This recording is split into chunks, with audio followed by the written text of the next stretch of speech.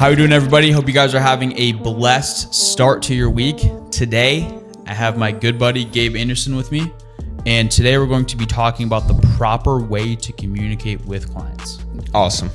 Yeah, this is super important, Jonah, especially in sales, because I spent so much time getting absolutely bullied on the phones by clients, and I was so sick of it. You did, I remember that. And then there's a few things you taught me and a few things that I've learned on how to properly talk to clients and what the framing of the conversation needs to look like. Yes. And an example that you use, which is what I'll use, and it's an easy way to explain this, is the doctor-patient mentality. Mm-hmm. If you go to your doctors, you don't have any control of the process. You walk in, you sit down in the waiting room, they call you over, they have the assistant there, she takes you back to the doctor's office, they do the height, weight, all that. You're not asking questions and, trying to control the process. You understand, and then you get into the doctor's office, he does a full assessment, he tells you what you need, and then you're on your way, and you're in a better position than when you first went in there. It's the same thing on the phone. So you do not want your client to just see you as like a salesperson where they can just get quotes from you, or you're just helping them out, just giving them information. You truly need to figure out the client situation, and you need to put them in the best possible position, and they need to respect you as a professional. Correct. And so the way that you talk to clients in order to portray this is you need to be very direct, and you need to be confident. Because if you're not confident, the client's not going to be confident in you. They do not want you to help them. If you do not think that you can properly help them, they don't want you to help them. So you have to be confident and you have to be direct. Let me ask you a question, because it's easier said than done. Mm-hmm. So let's say a brand new agent, first time in sales, and they're nervous as crap, dude. Mm-hmm. They're shooting bricks on the first day on the phones. And they're like, well, easy for you and Gabe and Jonah to say, because they've been doing it for such and such time, and they've written this. And well, how can a new agent develop confidence and be assumptive?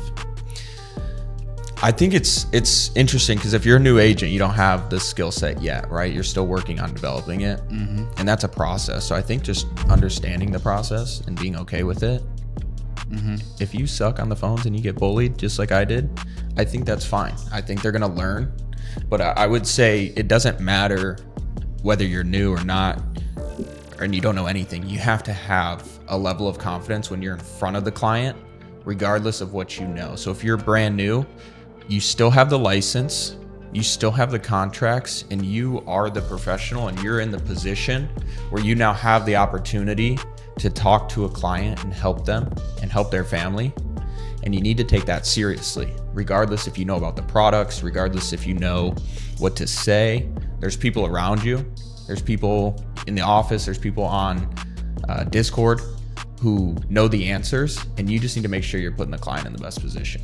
You need to drop your ego, and you just need to trust the process is what you need to do. Exactly. Because think about, if you're not confident, just the fact that you guys are here dialing, what did you have to do to get to this point? Well, you had to go through an interview process. Then you had to get your license, which is not a certificate that Prosper Pinnacle issued you for congrats and completing the sales training. No, that's a license that's issued by the state that you live in. And the client can look you up on a government registered website to validate your credentials. And in order to obtain that license, you had to memorize an obnoxious amount of information about life insurance to even be here. Mm-hmm. So that's all the credibility and the proof you need. And we've never spoke about this, but watching you, and I would assume that you had a similar mindset switch than I did when I was brand new and I sucked, where you just, like for me, I just got sick of being in the situation I was. I got sick of being broke. I got pissed off.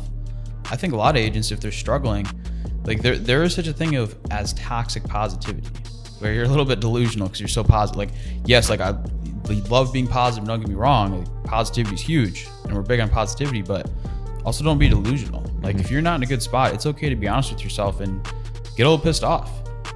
Go take out your aggression in the gym. Like take out your aggression on the phones. You can channel that to in a positive direction. You're doing your client a disservice. If you're brand new and you're on the phones, it's one thing to be anxious, because I think anxiety and excitement, they toe a fine line. But if you are nervous though, tell yourself, I'm nervous because I care about my job. I'm nervous because I want to do a good job. Exactly. That's why you're nervous. You're doing your client a disservice if you are not confident. I'm not nervous, I'm excited. I tell myself that all the time. Exactly. The other thing too is like you don't want to lose that status. Like when you're on the phone with the client, in their mind they should be thinking like that this person is going to put me in the right spot and they're going to put me in the best position possible, and they need to have confidence and trust in you, and that's how you remain in control of the conversation. And I've noticed that like a lot of new agents are afraid to upset a client. They're afraid to be direct to clients. They're afraid to tell people what to do, tell clients what to do. But if you go to your doctor's office, he's not asking you what you want to do. He's telling you what to do. He's telling you what you need. And it's the same thing here. Yep. New agents in general cannot be afraid to upset clients. They need to be direct, especially with what we're talking about here, which is talking about health. We're talking about finances. We're talking about death.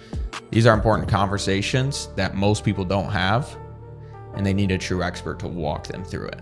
And honestly, not only do you not want to be afraid to it, in a lot of situations, it helps you to be borderline offensive, because it also alleviates the sales pressure. Because the hunky-dory salesperson, he's not going to tell you what you need to hear. Well, I always say it's, the people that are closest to us, like you, my inner circle, like Gabe, I know, like we're very close, and you're my brother, and I'd do anything for you. And I know that if I was messing up and I was doing something wrong and I was being dumb, like you'd be like, Jonah, like, why'd you do that? You're being dumb. Like, you're not afraid to hurt my feelings. Because, it's the people that are closest to you and love you the most that will tell you what you need to hear, even if you don't want to hear it. And is the same thing with clients. So you're sitting down with Mary and you're like, and Mary's like, oh, we'd be fine. And da-da-da-da. It's like, Mary, can I be honest with you? You are not healthy. Exactly. You need this. Yep. Or they think they're healthy and they're not. Yeah, and that too. And it's like, well, first off, like you're a risk for the insurance companies. That's a great way to say it. A lot of clients will be like, oh, I have this, and this, but I'm super healthy. And I'll just say, okay, Mary, well, this, and this is a high risk for the insurance company, so it limits our options. But don't worry, I'll make sure we get you in the best possible position. Thank you guys. Keep striving. Have a blessed week.